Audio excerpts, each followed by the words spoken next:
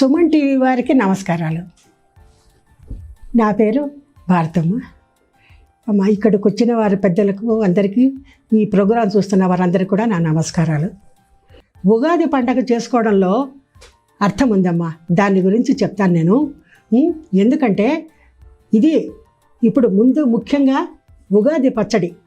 ఇందులో ఎవరైనా ఇది ఎందుకు చెప్తానంటే, ఇది షడ్రుచుల సమ్మేళనం.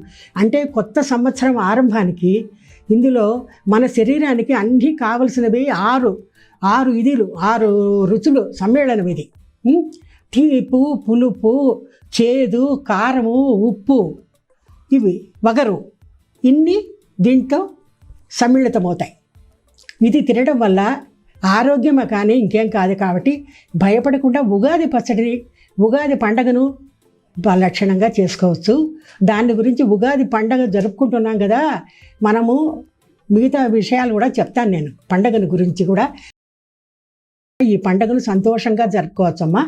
ఉగాది పచ్చడికి కావలసిన పదార్థాలు: వేపపూత, సన్నగా తరిగిన మామిడి ముక్కలు, బెల్లం, చింతపండును నానబెట్టి బాగా రసం తీసి దాన్ని వడగట్టి పెట్టిన చింతపండు పులుసు, కొద్దిగా మిరప్పొడి, తగినంత సాల్ట్.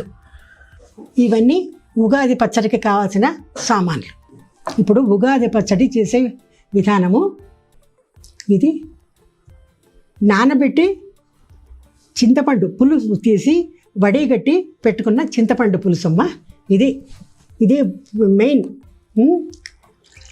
ఉగాది పచ్చడికి, ఇది మెయిన్. తర్వాత అందులో దానికి తగినంత బెల్లం,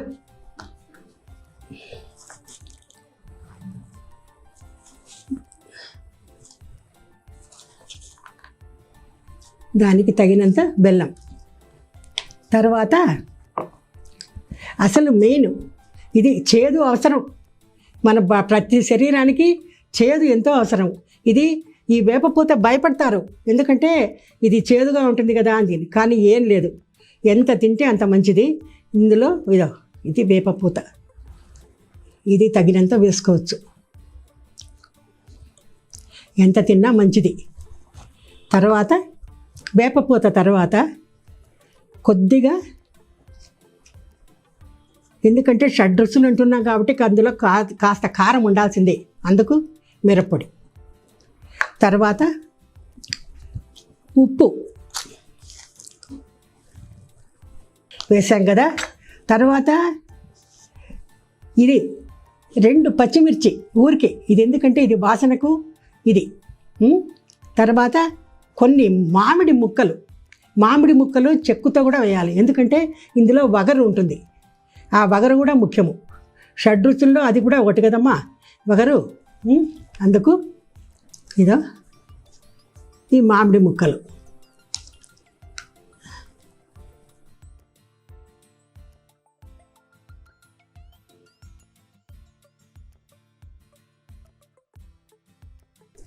ఇప్పుడు ఉగాది పచ్చడి రెడీ అయిందమ్మా. మీరు కూడా ఈ విధంగా చేసుకోండి. మీకు అందరికీ తెలిసే ఉండొచ్చు, తెలియని వాళ్ళు ఉంటే నేర్చుకోండి, అంతే.